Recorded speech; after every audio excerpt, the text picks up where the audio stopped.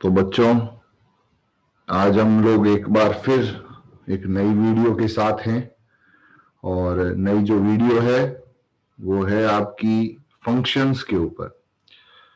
तो बच्चों, basically functions क्या होते हैं और सी प्लस प्लस में फंक्शंस का मेन उद्देश्य क्या है, उसका उपयोग क्या है, आज हम लोग उस पर चर्चा करेंगे। ठीक है। तो बच्चों, सबसे पहले हमें पता होना चाहिए एग्जैक्टली किसी भी बड़े प्रोग्राम को जब आप करते हो, सपोज करो आपने एक प्रोग्राम बनाया था जिसमें आप कैलकुलेटर के जो है वो सारे काम करते थे। ठीक है। तो कैलकुलेटर में जितने भी आपने काम किए, वर्क किए, तो वो आप एडिशन आपने किया, आपने सब्ट्रैक्शन किया, आपने मल्टीप्लिकेशन किया, आपने डिवीजन किया, बरोबर। तो उसमें सारी चीज होच पोच हो रही थी। तो एक बड़ा प्रोग्राम जिसमें बहुत सारा कोड होता है, तो जब बड़ा प्रोग्राम उसमें बहुत सारा जब कोड है, तो उस कोडिंग के अंदर आपने एक चीज नोट करी होगी कि प्रोग्रामर को समझना बहुत मुश्किल होता है, बरोबर। तो जब हम लोग किसी चीज को समझने की कोशिश करते हैं या कुछ काम करने की कोशिश करते हैं, तो हमारे सामने एक चैलेंजिंग सिचुएशन आती है कि कौन सा टास्क हम कहां पर उसका कोड लिख रहे हैं और कौन सा कोड लिखने से हमें क्या टास्क परफॉर्म होगा, ये जानना हमारे लिए बहुत ज्यादा इंपॉर्टेंट हो जाता है। तो प्रॉब्लम आ जाती है हमको, है ना। तो उस प्रॉब्लम से बेटा बचने के लिए हम लोग क्या करते हैं, एक नई अप्रोच को जन्म देते हैं और उस अप्रोच का नाम है मॉड्यूलर अप्रोच। क्या नाम है बेटा? Modular approach. मॉड्यूलर अप्रोच का मतलब है कि बड़े बड़े जो काम होते हैं उसको छोटे छोटे कामों में तोड़ के एक एक काम को स्टेप बाय स्टेप परफॉर्म करना। जैसे कि आप डिफरेंशिएशन करते हो और फिर उसे वापस इंटीग्रेशन करते हो, है ना। तो जब डिफरेंशिएट होता है तो एक ही जैसे क्यूब होता है, तो उस क्यूब के 9 टुकड़े करते हो आप लोग और उसको एक एक टुकड़े को आगे ले जाके एक छोटे से रास्ते से पास कर सकते हैं, बरोबर ना। और फिर वापस जाके उसको इंटीग्रेट करते हैं। तो डिफरेंशिएशन पहले करते हैं फिर इंटीग्रेशन करते हैं ताकि उस छोटे से रास्ते से वो चीज पार हो जाए। ठीक उसी तरीके से यहां पर भी किसी बड़े प्रोग्राम को पहले छोटे छोटे टुकड़ों में तोड़ते हैं फिर वापस जोड़ते हैं। वही डिफरेंशिएशन और इंटीग्रेशन का फंडामेंटल है। तो जब किसी बड़े प्रोग्राम को छोटे छोटे प्रोग्राम के टुकड़ों में तोड़ा जाए और कहीं ना कहीं हम किसी बड़े काम को छोटे छोटे कामों में तोड़े, तो हमारी एक लाइफ स्टाइल है, हमारा एक फंडामेंटल है, वो हमको उस प्रोग्राम को समझने में एक तो आसानी देगा, दूसरा वो प्रोग्राम एक सिस्टमेटिक प्रोग्राम बन जाएगा। यानी आपको देखते पता चल जाएगा कि ये प्रोग्राम में क्या क्या हो रहा है, क्योंकि फंक्शन अपना एक नाम रखता है, फंक्शन में वैल्यूज आती है, वैल्यूज जाती है, बहुत सारी चीजें होती है बेटा। ठीक है। तो छोटे छोटी चीजें समझते हुए चलना कि फंक्शन एग्जैक्टली क्या है। फंक्शन एक पर्टिकुलर टास्क परफॉर्म करने के लिए एक छोटा सा कोड ऑफ ब्लॉक है। It is a code of block बेटा, containing a code in which it will perform a specific task। आई बात समझ में? तो फंक्शंस सी प्लस प्लस की जान है। बिना सी प्लस प्लस में फंक्शंस के हम लोग इसको एडवांस लेवल पर नहीं लेकर जा सकते। इसीलिए बेटा हर चीज का एक फंक्शन बनाया जाता है। क्या बनाया जाता है? फंक्शन। और उस फंक्शन को कॉल करवाया जाता है, एग्जीक्यूट करवाया जाता है। ठीक है।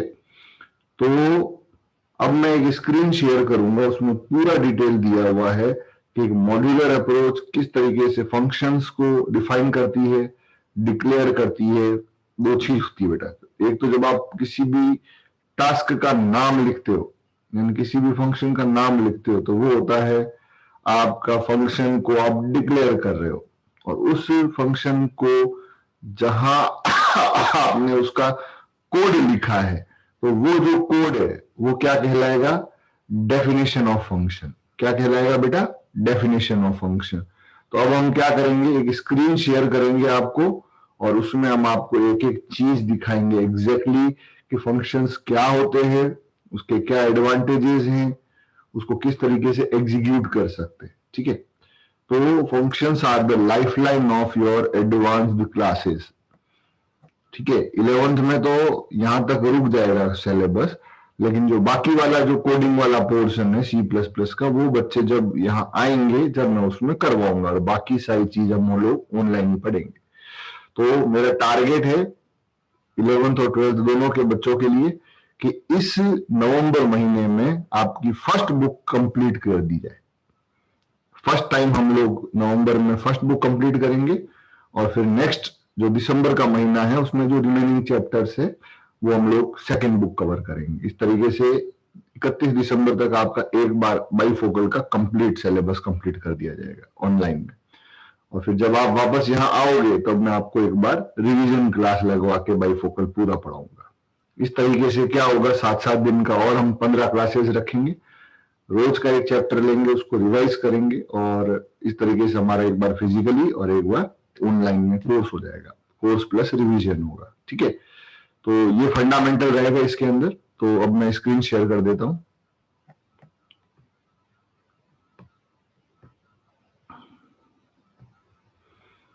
तो अब हम बच्चों स्क्रीन को शेयर कर चुके हैं और सिस्टम को समझने की कोशिश कर रहे हैं, और मैं इसको बड़ी कर देता हूं स्क्रीन को।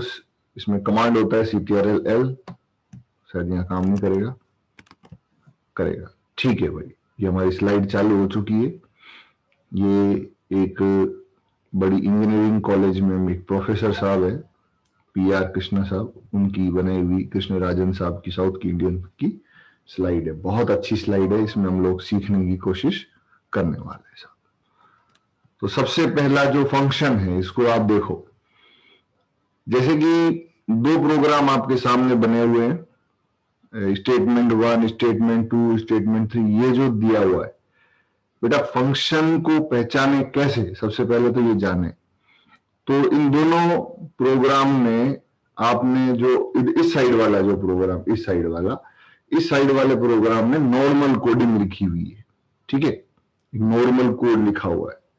नॉर्मल कोड में क्या है, एक एक चीज सिंपली बताई हुई है बस। अब इसमें कहीं पर भी कुछ भी अलग से नहीं है, अभी तक जो आप काम करते हुए आए वही है। अब लेकिन जो आपके राइट हैंड साइड है, मेरी राइट हैंड साइड में जो दिया हुआ है, इसमें आपने इस पूरे कोड में स्टेटमेंट 1, स्टेटमेंट 2 और स्टेटमेंट 3 के बीच में लिखा हुआ है सम 1, और ऐसे करके दो ब्रैकेट बना के सेमीकोलन लगा रखा है।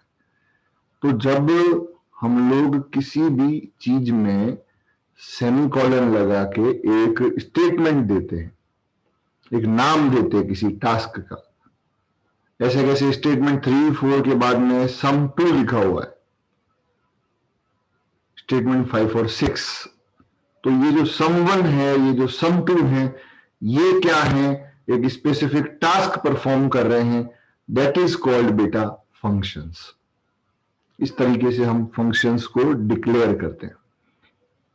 अगर हमको आइडेंटिफाई करना है किसी भी प्रोग्राम में, क्या इस प्रोग्राम में फंक्शंस कौन से हैं, ये कौन से इसमें हम लोग फंक्शंस यूज कर रहे हैं, तो बेटा उसको डिफाइन करने के लिए, डिक्लेयर करने के लिए कोई भी एक नाम लिखा जाएगा, लेकिन वो नाम ना तो कीवर्ड होगा, ना ही वो रिजर्व वर्ड होगा। जैसे हमने इंटीजर है तो INT नाम का कोई भी फंक्शन क्रिएट नहीं किया जा सकता है।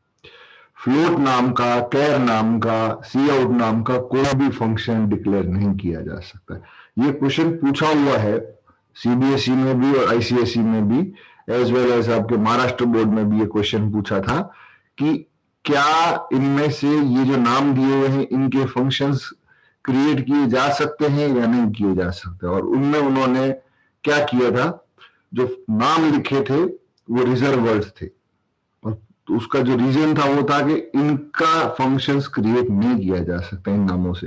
तो जब इन नामों से फंक्शन क्रिएट नहीं किया जा सकता है, दैट मीन्स उसका रीजन भी लिखना था, तो उसमें रीजन ये लिखना था कि ये रिजर्व वर्ड्स है, और रिजर्व वर्ड्स ऑलरेडी एक फंक्शन ही होते हैं, जो ऑलरेडी इनबिल्ट फंक्शंस होते हैं, जिसका टास्क फिक्स होता है बेटा।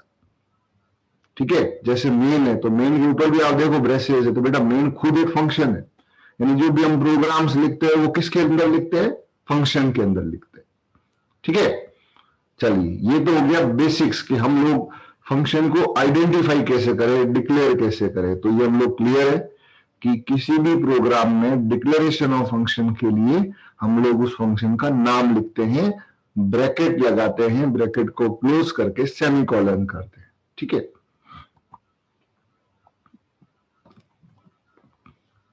ये नोट करो बेटा।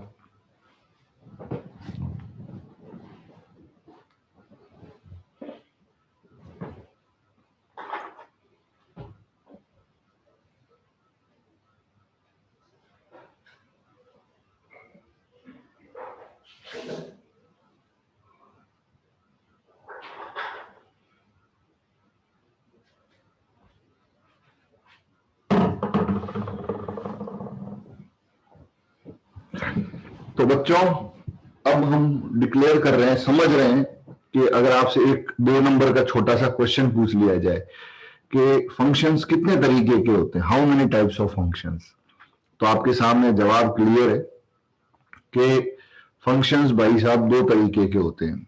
एक फंक्शंस जो पहले से बने हुए हैं, एक फंक्शन जो प्रोग्रामर बनाता है। तो ऐसा फंक्शन जो पहले से बने हुए हैं that is called inbuilt function या built in function. Built in, देखो इसमें 3 बातें लिखी है, पॉइंट बना के इसको देखो तोड़ा गया है, जैसे ये जवाब कैसे देना है एग्जाम में, ये उसी पॉइंट पर लिखा गया है, आप चेक कर सकते हैं इसको। तो इसमें जो पहला पॉइंट है, are the part of compiler package, यानी जो हमारा कंपाइलर होता है उसके अंदर पहले से कुछ टास्क होते हैं परफॉर्मेंस के लिए, तो जो प्री डिफाइंड टास्क होते हैं दैट इज कॉल्ड बेटा इनबिल्ट फंक्शन। सेकंड पॉइंट कह रहा है कि part of standard library available by the compiler, जितनी भी हेडर फाइल्स है बेटा वो बाय डिफॉल्ट फंक्शंस ही होती है। क्यों? क्योंकि ये जो है एग्जैक्टली इसका जो फंडा है, इसका जो सिस्टम है, इसमें साफ दिया हुआ है कि कंपाइलर जो होता है उसके अंदर पहले से बहुत सारी लाइब्रेरीज हैं, बहुत सारी हेडर फाइल्स हैं, उसके अंदर पहले से टास्क हैं, कमांड्स हैं। ठीक है ना, तो वो सब इनबिल्ट में आएंगे। Can be used in any program by calling their header files, हम उसका नाम लिखेंगे और वो पूरा के पूरा टास्क परफॉर्म होता है। एक और इनबिल्ट फंक्शंस होते हैं, इसे मैक्रोज भी कहते हैं बेटा। प्री प्रोसेसर्स होते हैं सारे हेडर फाइल्स। प्री प्रोसेसर यानी प्रोग्राम को बनाने से पहले की, जैसे होती है जिस तरीके से किसी भी भगवान को बुलाने के लिए पहले यज्ञ करते हैं, आह्वान करते हैं, मतलब उसकी तैयारी की जाती है पहले से। तो जब हम लोग किसी भी चीज की पहले से तैयारी करते हैं तो वो तैयारी जो होती है that is called pre processing, यानी काम को करने से पहले की प्रोसेसिंग, है ना। तो जब काम को किया जाए और उसको पहले से ही प्रोसेस किया जाए, तो इस तरीके की जो प्रोसेसिंग कहलाती है that is called pre processing. और प्री प्रोसेसिंग के लिए आपको पहले से ही फंक्शंस बना के रखने पड़ेंगे, उसको सिर्फ कॉल करना रहेगा। तो जब पहले से फंक्शंस को बना के रखोगे और फिर जब आप उसको कॉल करोगे तब वो कहलाएगा, एक नाम है बेटा, उसे आप कहोगे एक ही वर्ड में, that is called pre processing. क्या कहलाएगा? Pre processing. ओके, सेकंड जो चीज बनी हुई है that is called user defined functions, यानी ऐसे फंक्शंस जो प्रोग्रामर बनाता है। अब ये पहली बात। दूसरा, as per the requirement and systematic fundamental of the program, यानी कोई भी प्रोग्राम जब सिस्टमेटिक हो, जिसमें जरूरत हो उस प्रोग्राम में फंक्शंस की, तो हम लोग उसका इस्तेमाल करते हैं। जैसे मैंने एग्जांपल दिया था कि एक प्रोग्राम है जिसमें आप एडिशन, सब्ट्रैक्शन, मल्टीप्लिकेशन और डिवीजन का टास्क परफॉर्म कर रहे हो, लेकिन अगर आप उसमें ऐड, समेशन, सब, ऐड, MULTY, मल्टीप्लाई और DIV, ये 4 फंक्शन अगर आप क्रिएट करते हो और उसके अंदर ही एक काम करते हो, तो ये जो चीज आपने करी, ये जो कहलाएगा दैट इज कॉल्ड बेटा function which is called user defined functions. तो हमारे को जो एग्जाम में जो पूछा जाएगा वो पहला क्वेश्चन होगा कि फंक्शंस को आप आइडेंटिफाई कैसे करेंगे। दूसरा जो क्वेश्चन पूछा जाएगा, क्या ये जो नाम लिखे हैं ये फंक्शंस हैं या नहीं है, आइडेंटिफाई करने के बाद उसका रीजन देना। और तीसरा जो क्वेश्चन बनेगा बेटा वो बनेगा how many types of functions. अब हम इसको थोड़ा और इलाबरेट करते हैं नेक्स्ट स्लाइड पर जाके। इसमें साफ दिखा हुआ है कि यूजर डिफाइंड फंक्शंस किस तरीके से हैं। जैसा कि हमने पहली स्लाइड में देखा था कि मेरे राइट हैंड साइड में जो बना हुआ प्रोग्राम था उसमें आइडेंटिफाई कर रहे थे, उसी चीज को इसने रिपीट किया है। और इस बार रिपीटेशन में साफ कहा गया है कि MULTY जो प्रोग्राम में आपको बात कर रहा था यहां पर वही हो रहा है। तो जो मेन फंक्शन है बेटा, इस मेन फंक्शन के अंदर MULTIPLY यानी मल्टीप्लाई नाम का एक फंक्शन बना हुआ है, जिसके आगे सेमीकोलन लिखा हुआ है स्टेटमेंट 2 के बाद। दैट मीन्स मेन फंक्शन के अंदर वो फंक्शन डिक्लेयर हुआ है। क्या हुआ है बेटा? डिक्लेरेशन हुआ है उस फंक्शन का। लेकिन उसका जो टास्क है, उसके अंदर का जो कोड है, वो हमने प्रोग्राम के बाहर डिक्लेयर किया है साहब। जैसा कि आप देख सकते हैं एक अलग से फंक्शन, लेकिन उसके आगे सेमीकोलन नहीं लगाया है।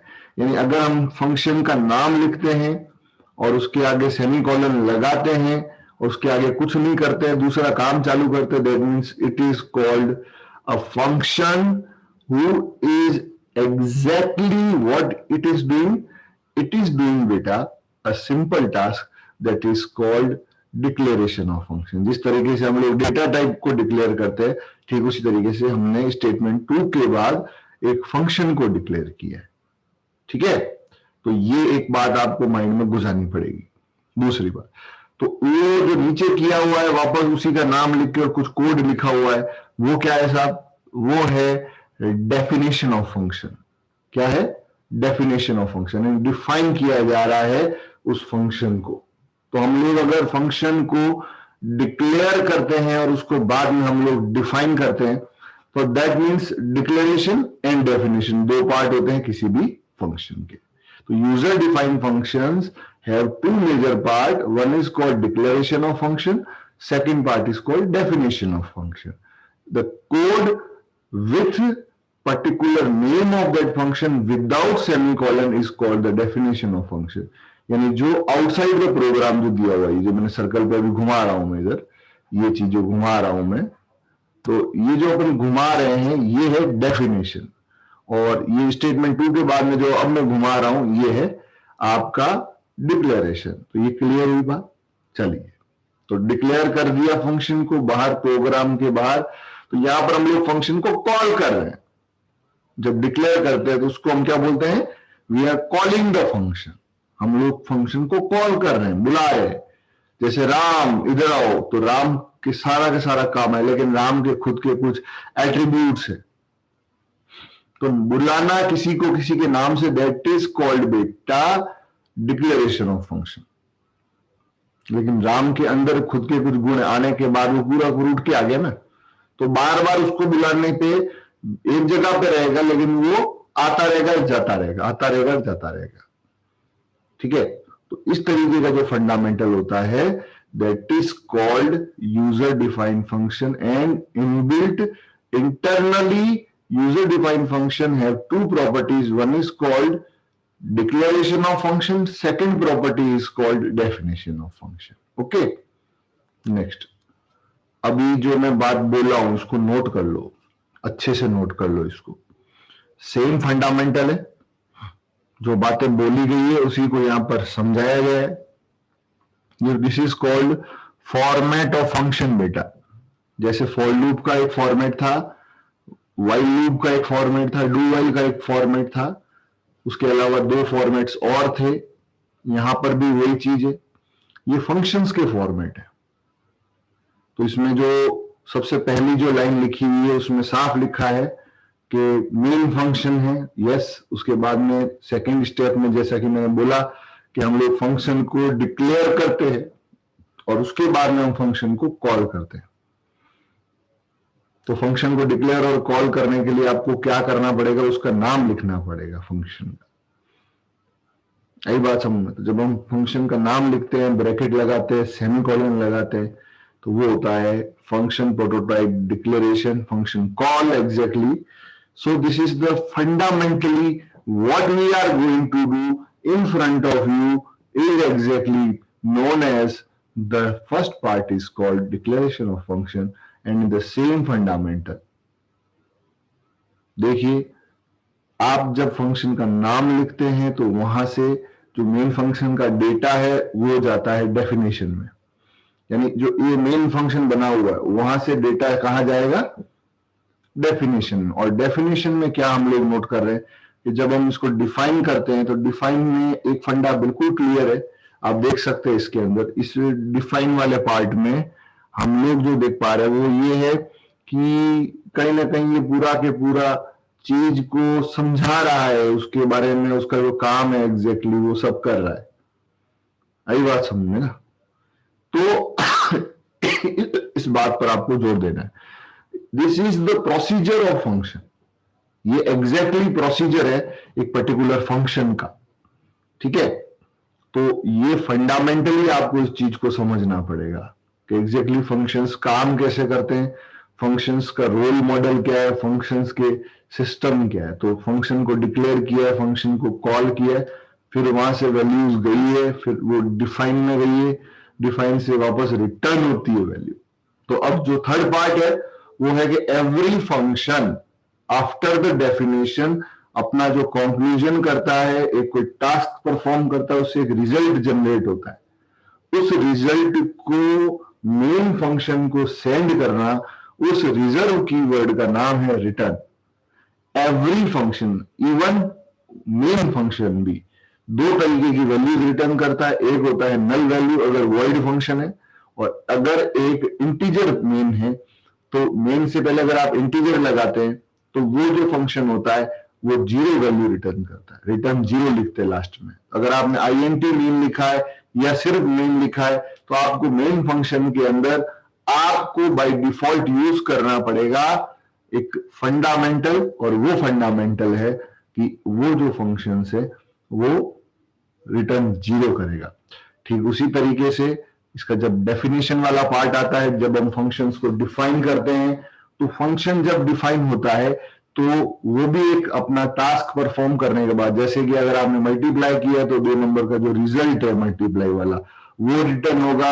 अगर एडिशन का फंक्शन आप क्रिएट करते हैं तो ऐड का जो फंक्शन है वो रिटर्न होगा, उसकी वैल्यू 2 नंबर्स को जोड़ने के बाद। जैसे रिटर्न जेड है तो Z is equal to X plus Y आपने किया है, तो रिटर्न जेड किया है, और ऐड नामक का फंक्शन आपने कॉल कराया है, तो जो एक्स और वाई की वैल्यू है वो आएगी मेन फंक्शन से, और जेड से वापस जाएगी कहां पर, ये वैल्यूज जाती है मेन फंक्शन को। तो सिस्टमैटिक हमने मॉड्यूल्स क्रिएट किए।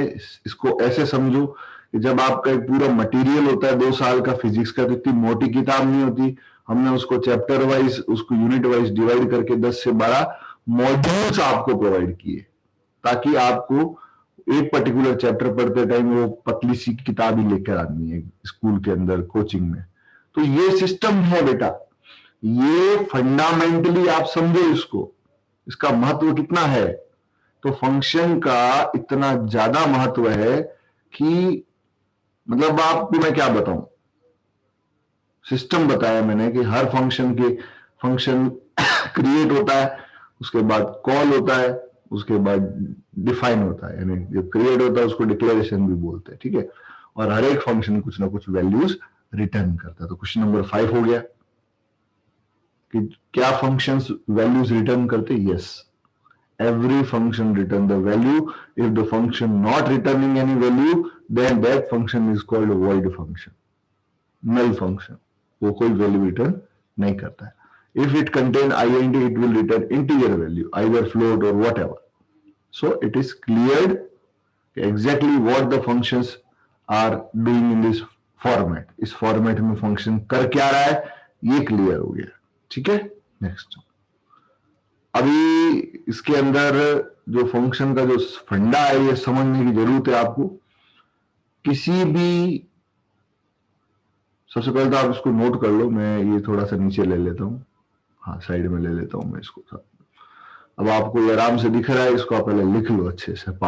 मैं आपको 2 मिनट दे रहा हूँ, 3 मिनट दे रहा हूँ, इसको पूरा कॉपी में नोट करो।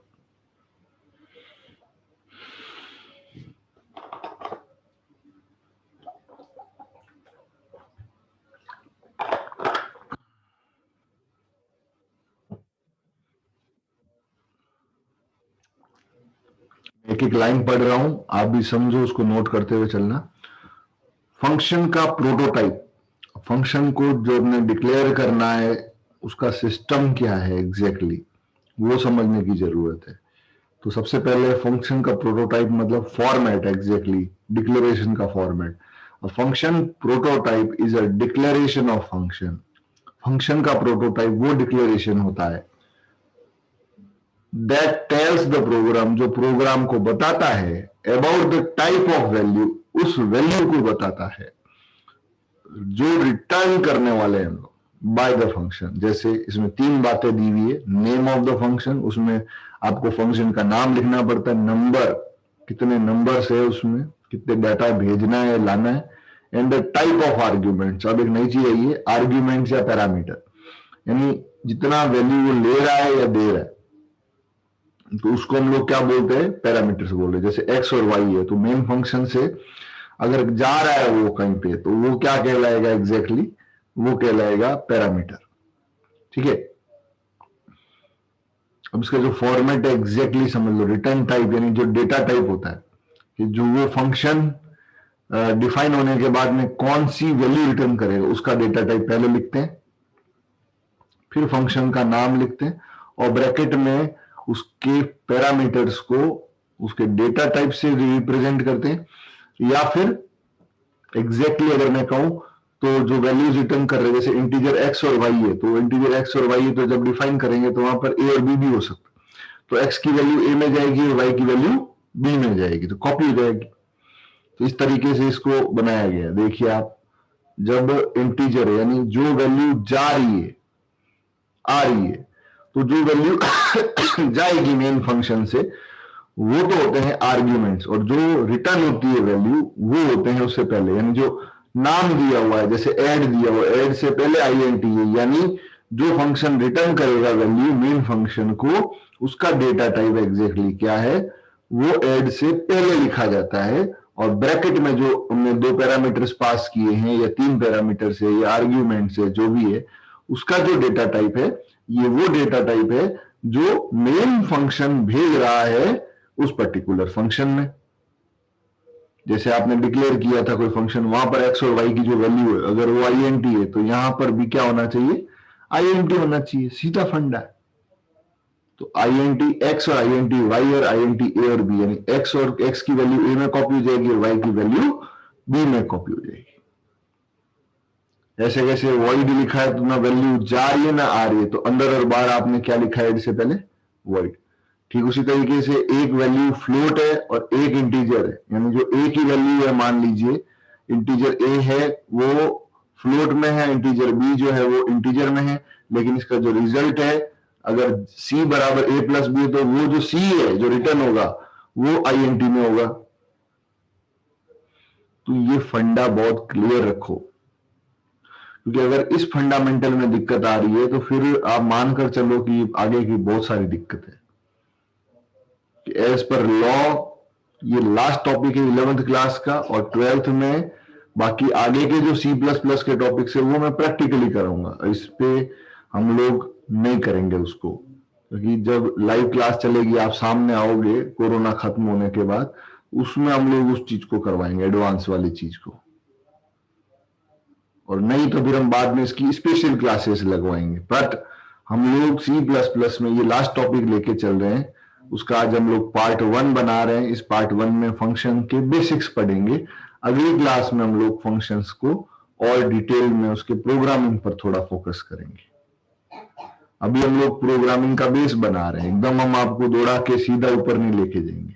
ठीक है, तो ये फंडा क्लियर हो गया कि जो ब्रैकेट के अंदर लिखा जाता है वो वैल्यूज मेन फंक्शन से डेफिनेशन में जाती है, और उससे पहले जो डेटा टाइप लिखा जाता है नाम से पहले बाहर वो रिटर्न टाइप होता है। तो रिटर्न टाइप कहाँ लिखा जाता है एग्जैक्टली? नाम से पहले लिखा जाता है। और ब्रैकेट में क्या लिखा जाता है? ब्रैकेट में वो जो होते हैं नाम, वो सारे के सारे कैसे नाम होते हैं? जो वैल्यूज मेन फंक्शन से फंक्शन में जब डिफाइन किया गया है तो वहां जाएगी। सिंपल है, ठीक है। तो किसी भी फंक्शन के चार पार्ट्स होते हैं। पहला है रिटर्न टाइप। रिटर्न टाइप हमने बता ही दिया है, वो सबसे पहले नाम से पहले लिखा गया है। फिर आता है फंक्शन का नाम ऐड, ये देखिए ये है रिटर्न टाइप, ये देखिए है ना, ये वाला जो पार्ट है, ये मैंने गोला सर्कल में ऐसे घुमा रहा हूं, ये है रिटर्न टाइप। पॉइंट 1। पॉइंट 2 है फंक्शन का नाम, तो ए डबल डी जो है ये क्या है? फंक्शन का नाम है। फिर है आर्ग्यूमेंट लिस्ट, यानी जो वैल्यूज मेन फंक्शन से डेफिनेशन में जाने वाली है वो कौन से हैं? वो है आईएनटी आईएनटी, यानी दो पैरामीटर जाएंगे ए और बी। और फिर है टर्मिनेशन सेमी कॉलन, फिर ये जो कॉलन सेमी टर्मिनेशन यानी ये वाला चौथा पॉइंट। तो चार बातें होती है इसके अंदर। ये स्लाइड बहुत इजी है, इसमें पूरी किताब का सार है। हर एक टॉपिक वाइज मैंने सेग्रीगेट किया हुआ है हर चीज को स्लाइड वाइज, ताकि थोड़ा सा आप इंटरेक्टिव फील करें, थोड़ा अच्छा आपको अंदर से सब थोड़ा कलरफुल दिखता है जब हम आपको बताते हैं इतनी डिटेल में, कुछ गोले करके, कुछ स्लाइड्स बना के, तो आपको एक फील आता है कि नहीं मैं कुछ टेक्निकली पढ़ रहा हूं, है ना। ये टेक्निकली पढ़ना और ये चीजों को नोट करना बहुत जरूरी है साथ साथ में। इसमें बेटा आपका ही फायदा है। आज एक यूनिट कंप्लीट हो जाएगा, है ना। C++ की जो बेसिक्स हैं, जिसमें फंक्शंस तक हम लोगों को आना चाहिए, वो क्लियर हो जाएंगे। पॉइंटर्स बाद में पढ़ते हैं लास्ट में, लेकिन 12th में पॉइंटर्स हैं, 11th में नहीं पढ़ेंगे, ठीक है। तो ये जो छोटे छोटे फंडामेंटल्स हैं, बच्चा लोग इसको क्लियर करते हुए चलो, नहीं तो भाई साहब बहुत तकलीफ आ जाएगी, मैं पहले बता देता हूं, ठीक है। तो चार पार्ट्स में इसको डिवाइड किया, return type, function name, argument list और टर्मिनेशन सेमी कॉलन। ये चार बातें आपको ध्यान रखनी पड़ेगी। चलो साहब आगे बढ़े। तो ये जो गोला दे रखा है, इस गोला के अंदर भी वही फंडामेंटल दे रखा है, डेटा टाइप, वेरिएबल नेम। तो integer x is equal to 5, यह कांस्टेंट है। उसके नीचे दे रखा है फ्लोट मार्क्स, ये वेरिएबल है। तो कांस्टेंट और वेरिएबल का डिक्लेरेशन आपको क्लियर होना चाहिए सर।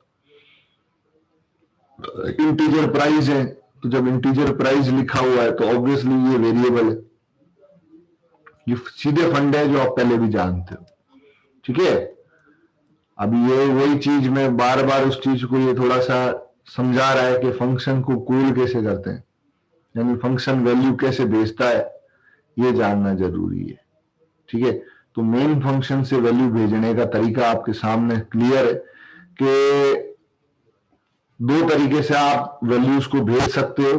पासिंग द आर्ग्यूमेंट्स इसे कहते हैं, यानी वैल्यूज पास हो रही है, वैल्यूज जा रही है कहां से? मेन फंक्शन से। तो जो मेन फंक्शन है, जब मैं आपको प्रोग्राम लाइव डेमो दूंगा इसका पार्ट 2 में, जब हम लोग इसके प्रोग्राम बनाएंगे, उसमें ये सब चीजें क्लियर होती हुई चलेगी, ठीक है। तो उसमें एक प्रोग्राम बनाया जाएगा, उस प्रोग्राम को आपको डेमो दिया जाएगा उसका, तभी आपको ये फंडे क्लियर होंगे, ठीक है। तो यहाँ पर ये आपको माइंड में बातें क्लियर रखनी है, चीजों को समझना है। यहाँ पे साफ दिया हुआ है कि फंक्शन का नाम देख के पैरामीटर के अंदर हमने यहाँ पर वैल्यूज को पास करानी है।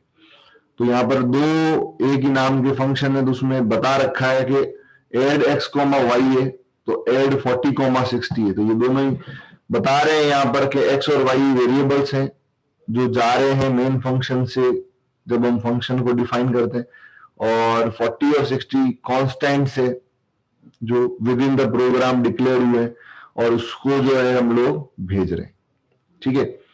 ऐसे कैसे? INT एड INT, INT ये प्रोटोटाइप है, एड x, y ये फंक्शन को कॉल करा रहे हैं।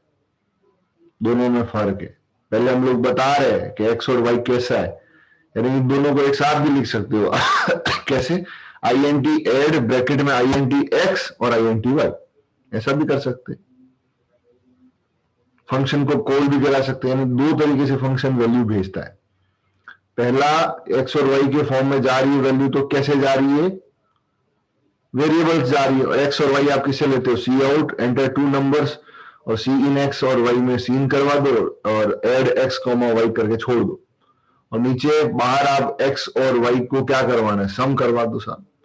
तो नीचे आप return x plus Y, simple.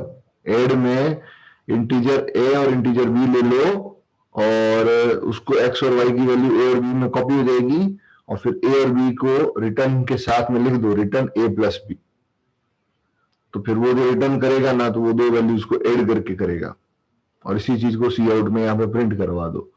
इस तरीके से एक फंक्शन वर्कआउट करता है, ठीक है। तो ये कॉन्सेप्ट माइंड में बैठा लो। तो आज के लिए लेक्चर 1 जो मैं बना रहा हूं, ये एक कॉन्सेप्चुअल लेक्चर है, लगभग 30-40 मिनट हो चुके हैं हमें इसको पढ़ते हुए, बहुत डिटेल में हम लोग पढ़ रहे हैं, ठीक है। तो इस कॉन्सेप्ट को माइंड में घुसा लो आप। तो फंक्शन का जो कॉन्सेप्ट है वो यही है, फंक्शन कॉल कैसे होता है, क्या होता है। नेक्स्ट क्लास में हम इसकी आगे की एडिशनल थ्योरी पढ़ेंगे, प्लस हम इसके प्रोग्राम्स भी कुछ करेंगे, हाथ से बनाएंगे कुछ प्रोग्राम्स लाइव। इससे आपको और क्लेरिफिकेशन होगा कि फंक्शन के प्रोग्राम किस तरीके से बनाए जाते हैं। इसी के साथ रवि पुरोहित आपसे इजाजत लेता है और ये स्लाइड एक बार कंप्लीट होने के बाद फिर आपके साथ शेयर की जाएगी, ठीक है। तो मैं अभी इसको स्टॉप कर देता हूं। तो बच्चों, ये एक इंटरेस्टिंग वीडियो लेक्चर था regarding some technical part which is called functions. तो फंक्शंस पार्ट 1 आज हम कंप्लीट करते हैं। इसी के साथ हम लोग पार्ट 2 में मिलेंगे। फंक्शंस के 2 पार्ट बनेंगे, हो सकता है 3 भी बन जाए, लेकिन 2 पार्ट तो कंफर्म है, ठीक है ना। तो अभी हमने कुछ कॉन्सेप्ट सीखे, क्योंकि एक बड़ा लेक्चर आपको काफी प्रॉब्लम कर सकता था। तो ये बात आप माइंड में बैठा लें। इसी के साथ हम लोग अगली क्लास में मिलेंगे। बेस्ट ऑफ लक बेटा। और 11th में एक और क्लास इसके बाद होगी, फिर वो 11th और 12th का कॉन्सेप्ट क्लियर हो जाएगा, ठीक है। ओके बेटा।